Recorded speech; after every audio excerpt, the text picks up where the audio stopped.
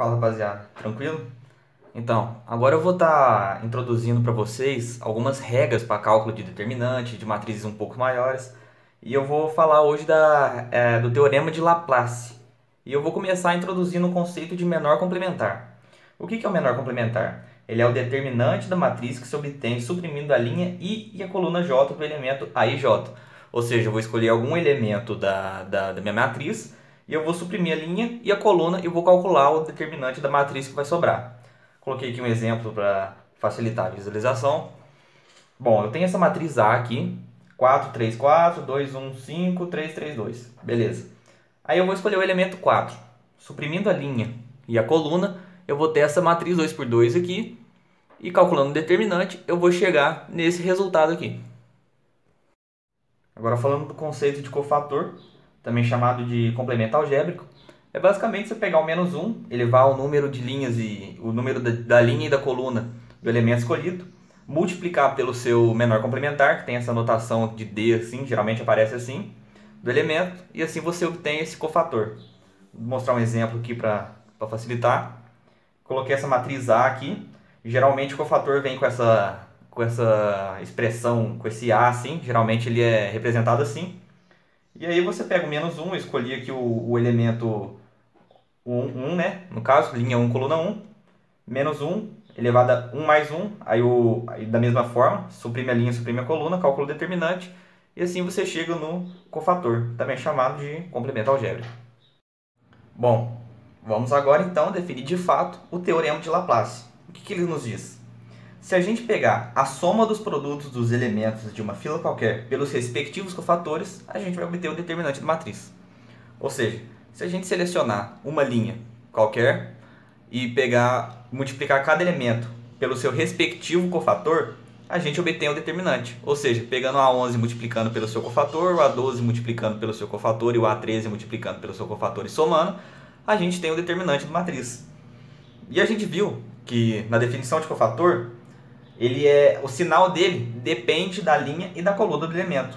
E como aqui no A12 a soma da linha e da coluna dá ímpar, a gente vai ter que o cofator vai ficar negativo. Então a gente pode reescrever assim, e aqui eu já coloquei o sinalzinho aqui em cima, não sei se vai estar dando para enxergar, do cofator dessa matriz aqui. Mas da onde que vem essa operação? Por que isso equivale ao determinante? Bom, a gente já viu nas aulas anteriores que os termos da matriz podem ser escritos dessa forma, com esses sinais aqui. Se você não viu, volta nos vídeos anteriores aí para você entender essa discussão que a gente está fazendo aqui agora. Eu escrevi a mesma matriz A e os termos aqui já com o sinal colocado. E se a gente colocar, tá vendo que o A11, o A12 e o A13 aparecem duas vezes? Se a gente colocar em evidência, a gente chega nessa expressão aqui, por exemplo, do A11. Colocando o A11 em evidência, ele multiplica o A22 e o A33 menos o A23 e o A32. Então aqui a gente tem o A11 que multiplica, por coincidência, o cofator dele. Se a gente suprimir aqui a linha e a coluna do A11, a gente chega, fazendo o Sarrus aqui, e descobrindo o determinante dessa matriz que sobrou, nessa correspondência. Então, correspondeu. E agora a gente vai entender o porquê que quando a gente tem um elemento que a linha e a coluna dá ímpar, a gente tem que inverter o sinal do cofator. Bom, o elemento A12, a gente inverte. Colocando em evidência no A12, a gente tem o seguinte, já está vendo que já aparece aqui embaixo. A gente tem que o A12 é a mesma coisa que multiplicar o A23 e o A31 menos o A21 e o A33. Só que se a gente pegar e tentar fazer o cofator dessa forma, a gente suprimindo aqui a linha, deixa eu pegar outra caneta aqui para ficar mais fácil, e a coluna do A12 e calcular esse determinante aqui de dentro, a gente vai chegar, não vai chegar nessa correspondência aqui, porque ó, ia ficar o A21 vezes o A33 menos o A23 e o A31, e aqui está o sinal contrário, está oposto isso. Mas se a gente colocar o sinal negativo aqui na frente, a gente vai chegar exatamente nessa operação. Então, para facilitar o cálculo do determinante, se a gente inverter o sinal, isso vai valer para todos os outros elementos.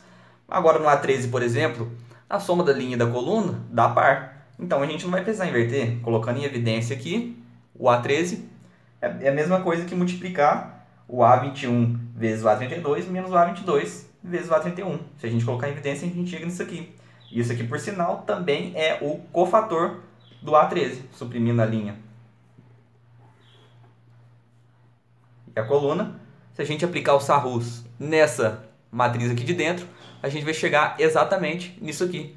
Então agora está explicado por que o determinante da matriz pode ser obtido dessa forma. Aqui, ó, aqui eu coloquei o exemplo, né, do cálculo do cofator, menos 1, 1 mais 1, que é no caso da linha 1 e da coluna 1, calculando aqui o cofator do elemento A11, menos 1, calculando isso aqui, vai chegar nisso aqui, que é exatamente o que a gente achou aqui em cima. O A12 vai ficar com o sinal negativo, que vai ser exatamente o que a gente achou aqui em cima. E o A13 da mesma forma, sinal positivo, calculando o determinante, isso aqui, que é exatamente o que a gente achou aqui. Então é isso, espero que vocês tenham gostado dessa demonstração. Acaba que facilita um pouco, clareia um pouco a mente, você entender o porquê que os processos são assim.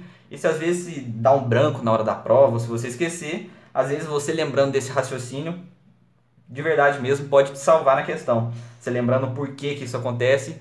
E além do mais também é uma curiosidade, você aplicar as fórmulas, aplicar o teorema de Laplace, você não sabe o porquê que ele funciona, o porquê que a gente pode fazer essas operações. Tá aí explicado para vocês. Valeu!